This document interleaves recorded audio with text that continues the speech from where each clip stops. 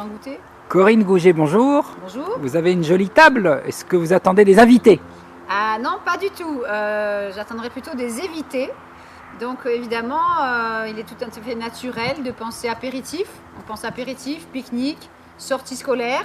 J'ai vu beaucoup d'enfants dévorer des paquets de chips dans des trains, dans des autobus, lors de voyages scolaires aussi. Donc nous sommes en été, c'est l'époque des pique-niques à la plage, des promenades en forêt, des barbecues, qui ne fait pas de barbecue dans son jardin à part Corinne Gouget. Et donc il y a toujours des chips lors de ces événements. Donc ici, ce matin, j'ai fait un petit tour dans un grand hypermarché et, excusez-moi l'expression, j'ai halluciné. Donc j'ai découvert les nouveaux goûts de chips cet été, parce que évidemment, je n'en achète jamais. Donc je vais vous montrer un peu ce qu'on a acheté. Je vais commencer par les 3D, si vous voulez voir le monde en 3 dimensions. Vous achetez des chips goût chèvre, c'est goût, hein, goût chèvre. Et on va jouer sur le marketing d'abord, après on regardera les ingrédients. Donc goût chèvre, c'est des petites chips en forme de cône comme ça. Donc peut-être des cornes de diable, je sais pas quoi. Et donc on mange ça et après c'est censé être une recette de qualité. Grâce à son expertise, la marque vous propose des recettes produites à base d'huile de tournesol pour encore plus de plaisir. Donc ces petits cônes de maïs uniques, si croustillants et tellement bons, donneront du relief à vos apéritifs grâce à leur forme originale en 3 dimensions. Je vous garantis qu'au bout de 25 minutes, c'est vos neurones qui voient le monde en 3 dimensions. Alors ici, on a des chips que les enfants adorent. Les Monster Munch. Goût barbecue, goût. D'accord? Ne croyez pas, les enfants, que ces chips sont passés au barbecue, loin de là. Donc là, on a des missions. Ta mission, capturer tous les Monster Munch. Donc moi, ma mission, c'est de vous expliquer ce qu'il y a dans ces chips pour vous éviter certains problèmes de santé. Donc je suis l'auteur du livre Additifs alimentaires danger pour ceux qui ne le connaissent pas. Vous pouvez le trouver en plusieurs langues, en Italie, en Espagne, en Roumanie, en Hollande et en France bien sûr. Vous pouvez soit le commander en librairie, soit l'acheter sur mon site santéendanger.net dans la rubrique boutique. Donc du coup, il y a tous les additifs à l'intérieur et notamment, on va parler ici des différentes sources de glutamate monosodique dont je parle après le tableau sur plusieurs pages avec la liste des effets secondaires. Donc ça sera page 125 et vous avez 2 pages d'effets secondaires, page 129 et 130. Donc ici nous parlions aussi des Monster Munch où il y a 15% gratuit par lot de 2. Donc on vous vend des sachets par 2. Pourquoi? Parce que le glutamate monosodique, qui est un exhausteur de goût largement utilisé dans toutes les chips ici, favorise l'appétit. Donc ça trompe les papilles gustatives, pardon, et ça monte directement dans le cerveau et ça dit mange-moi, mange-moi, mange-moi, mange-moi, mange-moi. De nombreux adolescents et adultes en France et dans le monde entier sont accros à ce genre de produit. Si vous allez sur YouTube et que vous tapez la vérité sur le glutamate monosodique, vous verrez un petit film de 13 minutes qui est passé en 1991 à la télévision aux États-Unis et qui n'est surtout pas passé en Europe à la télévision. Et à l'époque, déjà en 91, on voyait déjà des chips de ce monsieur à moustache qui vendait déjà des soi-disant chips au goût irrésistible. Donc aujourd'hui, j'ai vu une jeune fille de 14 ans à peu près qui a pris cette boîte à la main. Bien sûr, ça donne envie. Il y a marqué extra, saucy barbecue. Donc c'est soi-disant encore barbecue avec beaucoup de sauce, avec des couleurs violettes attirantes. Et vous remarquerez encore que les ingrédients sont écrits en tout petit en plusieurs langues derrière. Ici, on a quelque chose quand même d'assez extraordinaire. C'est des chips saveur wasabi. J'ai jamais vu ça. Donc vous remarquerez que c'est très vert sur le devant, sur l'emballage du moins. On dirait des feuilles de salade à citron P. Donc c'est vert clair. Et effectivement, on voit qu'il y a marqué un apéritif, on peut manger une poignée de chips avec 5 olives et un verre de jus de tomate. Le problème, c'est qu'une fois que vous aurez mangé une poignée de chips saveur wasabi, vous aurez envie d'en manger une deuxième poignée, jusqu'au paquet. Je ne sais pas si à la caméra on peut voir, mais ces chips, elles ne sont pas vraiment vertes. Donc le wasabi, je ne sais pas d'où ils sortent. Elles sont légèrement vertes, mais loin d'être vertes, comme sur le paquet. Alors on regardera les ingrédients, bien sûr. Tout ça, c'est du marketing. À l'huile de tournesol, subtilement relevée. Faut pas rigoler. Saveur wasabi subtilement relevée.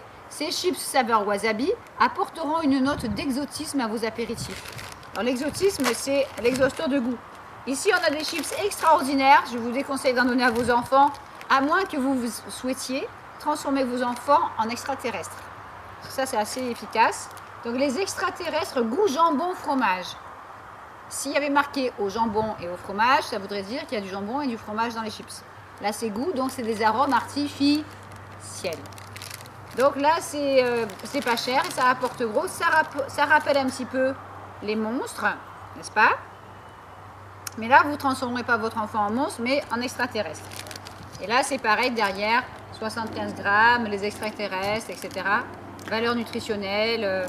Cet emballage contient 3 portions. Je vous signale ici qu'on en a jeté une partie à la poubelle directement. Ici, on a des chips qui sont très très connus, notamment en Belgique, qui se vendent en sachet 2 fois plus gros là-bas. Alors là, c'est des Doritos Nacho Cheese. Ouvre vite le paquet et découvre une explosion de goût. Excusez-moi, il y a des gens qui passent en avion. C'est mes invités.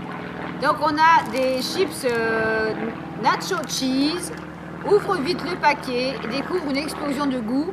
Produit à base de maïs grillé. En parlant de maïs, je vois nulle part sur le paquet sans OGM. Il se pourrait fort bien à ce moment-là que ces chips soient élaborés à partir de maïs transgénique. Ce qui est un énorme scandale, vous le savez. Et là, on va rajouter d'autres ingrédients pour provoquer une explosion de goût. Soit dit en passant, 48 heures après la consommation de ces chips, vos neurones sont toujours en train d'exploser et la neurotoxicité de ce genre de produit commence dans la demi-heure qui suit l'ingestion et beaucoup plus vite chez un enfant. Si un enfant de 2 ans et demi, 3 ans consomme ce genre de produit, son cerveau n'étant pas protégé par ce qu'on appelle la barrière hémato-encéphalique, et bien du coup le glutamate monosodique va directement dans le cerveau de l'enfant et il peut souffrir d'abord de troubles du comportement, puis par la suite de migraines, de crampes, de nausées, mais il va être vraiment très très énervé. Si vous voulez en savoir plus, vous allez sur mon site dans articles. Après, il y a mes articles. Et c'est le premier article de 2011 pour Kousmine, où il y a tout un dossier de 6 pages qui s'appelle « Les excitotoxines ». Vous en mangez peut-être tous les jours sans le savoir. Donc, on va continuer notre tour de table, n'est-ce pas? Ici, nous avons des chips goût bolognaise. Rien n'arrête le progrès, ni les industriels. Donc, c'est pas cher à grignoter à l'apéritif, à table ou en pique-nique. C'est pas par hasard, on ne vous sort pas ça à Noël. Alors, du coup, là, c'est saveur bolognaise. Il n'y a rien du tout de bolognaise là-dedans. Et on va lire les ingrédients tout à l'heure. Vous remarquerez en passant que ça a presque tous la même couleur, dans les jaunes orangés. Et c'est très croustillant. Ici, nous avons un petit délice qui s'appelle Rings saveur oignon. Ce genre de friandise est très très connu en Angleterre depuis des années. Et donc, on dirait effectivement des rondelles d'oignon frites dans de l'huile. Sauf que de l'oignon, il n'y en a pas beaucoup là-dedans. Donc, c'est très rigolo, avec des petits visages qui rigolent. Et on met produits soufflés à base de maïs et de blé, goût oignon. Donc, maïs probablement transgénique, il faudrait faire analyser. Du blé, donc du gluten, pour ceux qui sont allergiques, on pourra éviter. Et on vous dit que la diversité des produits de cette marque vous permet de varier votre alimentation et vous aide à construire votre équilibre nutritionnel. Corinne Gouget, elle en a marre. Elle en a vraiment ras-le-bol. C'est pas possible de lire ça. Donc là, puisqu'on est sur ce sachet, je vais vous apprendre à pouvoir discerner les différents noms du glutamate monosodique qui sont au nombre de 30 à 40 environ. Ingrédients, semoule de maïs, 64%. OGM ou pas, je vous laisse le deviner. Huile de palme, c'est carrément marqué. Farine de blé, donc du gluten. Poudre d'oignon, 5%. Donc là-dedans, vous avez un tout petit peu de poudre d'oignon. Son de blé, 3,8%. Sel, assaisonnement aromatisé. Là, j'insiste. Pendant des années, sur ce genre de produit, on le voit encore peut-être sur cette boîte, il y avait marqué exhausteur de goût, glutamate monosodique. Aujourd'hui, depuis à peu près 1 an, les industriels ont changé un petit peu la donne en modifiant leur vocabulaire. Alors, on met assaisonnement aromatisé pour ne pas mettre exhausteur de goût, n'est-ce pas? Entre parenthèses, arôme. Donc, ça peut être 1 à 3 fois du glutamate monosodique caché sous le mot arôme. Sel, on s'en doute.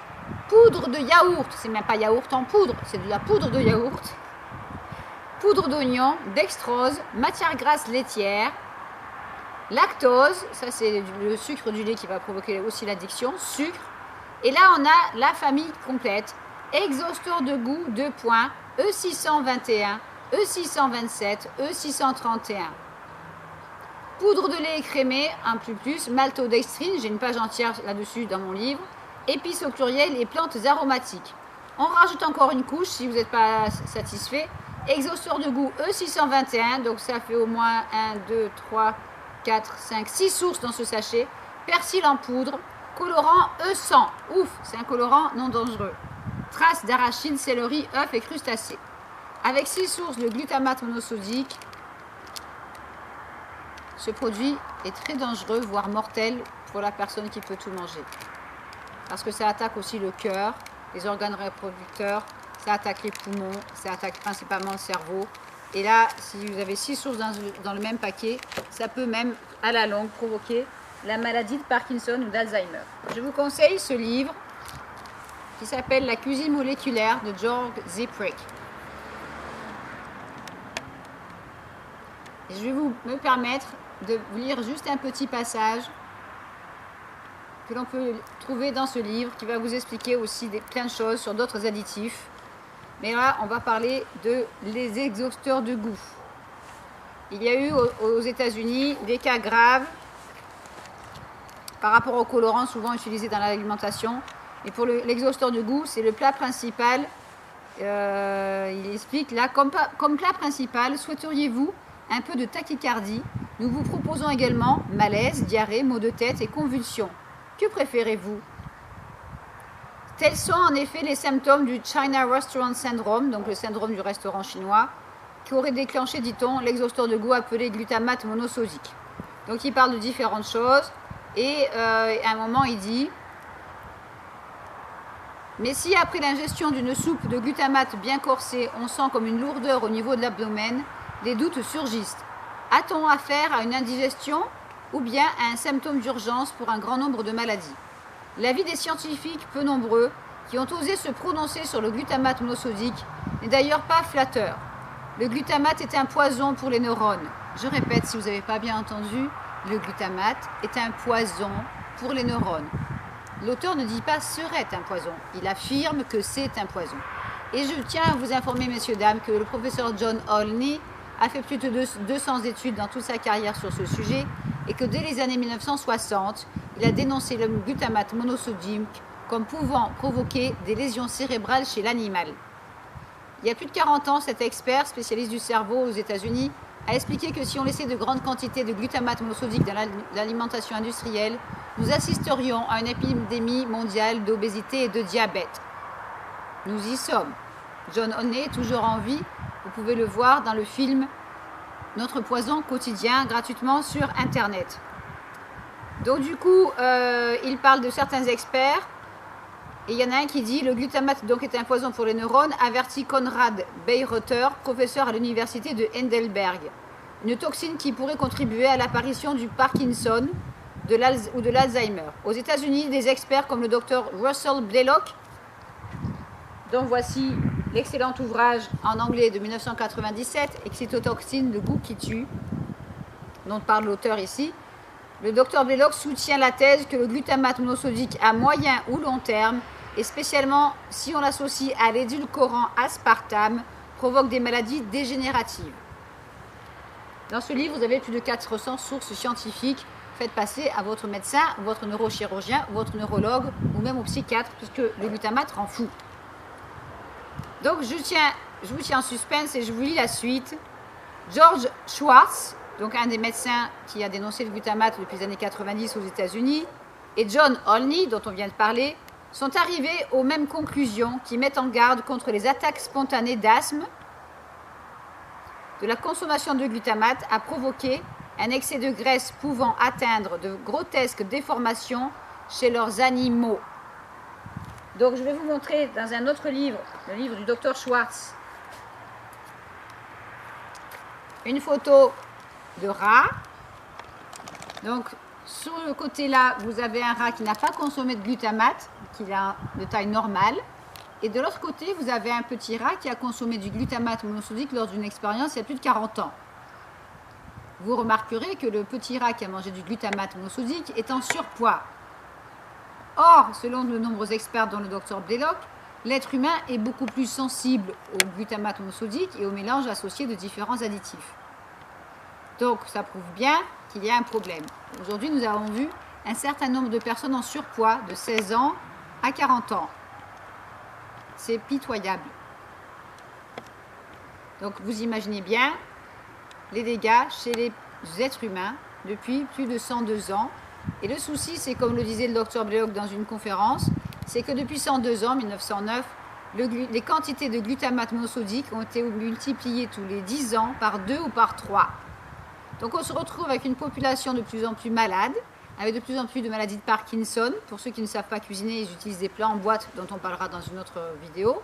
Et donc du coup, dans ces plats en boîte, comme dans ces petites chips-là, on se retrouve avec 5 à 6 sources de glutamate monosodique différents qui, une fois mélangés, vont avoir un effet exponentiel au niveau cérébral. Donc si on se tourne vers des petites choses comme ça, c'est des petites boules goût fromage. Ça coûte à peu près 30 ou 40 centimes le sachet. Et là, on recommence semoule de maïs, sûrement transgénique, mais on ne va pas le mettre. Huile de palme, assaisonnement aromatisé, chapelure, farine de blé, sel, poudre à lever, E503, lactosérum en poudre, sel, farine de blé, arôme, donc poudre de fromage, exhausteur de goût E621, 627, 631, chlorure de potassium, sucre, maltodextrine de pommes de terre, anti-agglomérant E501, huile de palmiste, acidifiant E330, colorant E100, colorant E160C. Vous comprendrez bien que ces petites boules snack goût fromage sont un mélange de produits chimiques dignes de la cuisine moléculaire décrite par notre ami journaliste Jörg Siegfried. Donc le but de ces exhausteurs de goût, c'est de vous provoquer une addiction et surtout d'en racheter et de finir le paquet.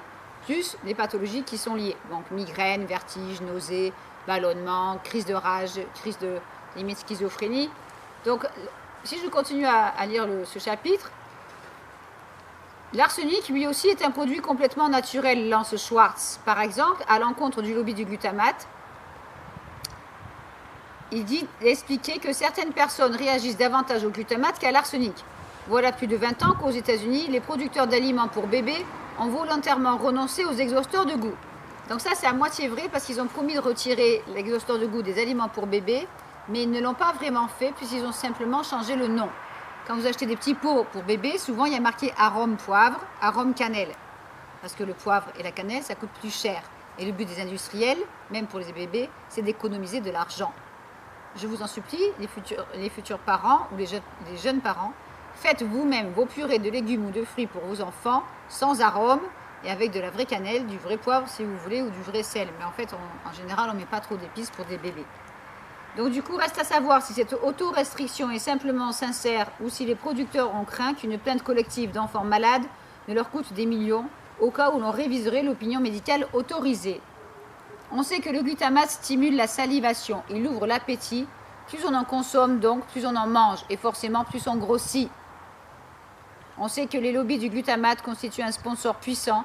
Plutôt que dans le football ou les concours culinaires, ce lobby préfère investir ses millions dans des études scientifiques dont les conclusions sur la fiabilité de ces produits lui seront favorables. Je vous laisse lire la suite quand vous aurez envie, car on en parle aussi de la présence de cet additif dans les cantines scolaires, ce qui sera un autre sujet pour une autre vidéo. Donc là, c'est le livre de 1990 du Dr Schwartz, où il explique aussi tous les symptômes du glutamate monosodique, entre obésité, migraine, crise de colère, ça peut aller jusqu'au divorce selon lui, parce que beaucoup de couples ont cuisiné avec ça pendant des années et s'énervent.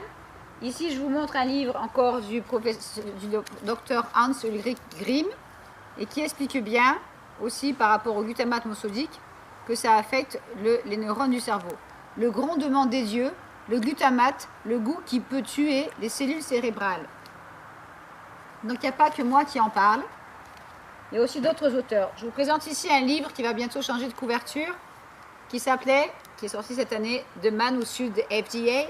Et en photo ici, nous avons Jack Samuels, qui était une personne très connue concernant le glutamate monosodique, un Américain, et que j'aurais aimé beaucoup rencontrer. J'ai eu la chance d'être en relation téléphonique avec M. Samuels pendant 2-3 ans. Et il nous a quittés il y a à peu près 1 an et demi d'un problème cardiaque, après avoir passé toute sa vie en étant très allergique au glutamate monosodique. Donc Adrienne Samuel, son épouse et veuve, a écrit ce livre pour résumer leur combat sur 30 ans.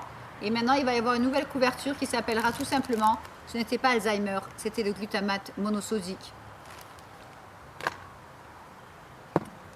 Voilà. Je voudrais juste rajouter une petite phrase. Vous expliquez que vous avez droit à ces informations et que c'est même inscrit dans la Convention internationale du droit de l'enfant. Donc, article 17 de la Convention internationale des droits de l'enfant du 20 novembre 1989, les États, donc les gouvernements, les États parties reconnaissent l'importance de la fonction remplie par les médias et veillent à ce que l'enfant ait accès à une information et à des matériels provenant de sources nationales et internationales diverses, notamment ceux qui visent à promouvoir son bien-être social, spirituel et moral, ainsi que sa santé physique et mentale. Je répète, ainsi que sa santé physique et mentale. Je vous garantis que tous ces produits contiennent plusieurs sources de glutamate monosodique et que ça affecte très rapidement la santé physique et la santé mentale. Je vous demande de bien vouloir donc faire la chasse aux additifs, de vérifier la composition. Le plus simple est de prendre des chips traditionnels où il y a pommes de terre, huile de tournesol, sel. Bien sûr que c'est gras, ça a été frit, on n'en mange pas tous les jours, c'est trop gras, il y a trop de sel. On peut en manger de temps en temps pour un barbecue, un anniversaire, une soirée. Mais surtout, évitez ces chips qui sont farcis d'additifs alimentaires, notamment de glutamate monosodique sous toutes ses formes. Car là, c'est vraiment très dangereux et ça peut entraîner aussi un AVC, un arrêt cardiaque, des maladies plus ou moins fatales et à long terme, Parkinson notamment, Alzheimer, des problèmes cardiaques, de surpoids et de comportement. Donc je vous remercie de votre attention. Je vais vous montrer ce que je vais faire avec ces chips. Je vais les mettre dans un grand sac poubelle et on va filmer le mélange de tous ces chips dans le sac poubelle. Bien sûr, j'ai acheté tout ça aujourd'hui pour vous les montrer car je sais que de nombreuses personnes verront cette vidéo et que ça pourra sauver des vies. Je vous présente un sachet de glutamate monosodique pur. Voici ce que vous mangez en 5 ou 6 exemplaires dans des petits sachets de choses comme ça qui coûtent 30 centimes. À vous de choisir s'il faut manger des choses comme ça à 30 centimes pour avoir perdu des centaines de neurones ou s'il vaut mieux être informé avant. Vous avez droit à cette information. Donc voici à quoi ressemble le glutamate pur. Et là, j'aime bien ce sachet, il y a marqué French Quality, qualité française. Et oui, il y a des usines de glutamate en France. Donc du coup, on vous vend ça en poudre blanche, comme du sel. Et on ne retire pas ça des rayons ni du commerce. Donc à vous de lire les étiquettes avant de ressembler à un extraterrestre, à un monstre, ou de ressembler à avoir des yeux comme des rondelles d'oignon. Voilà, je vais mettre tout ça dans un sac poubelle et je vous dis à très bientôt et bon appétit.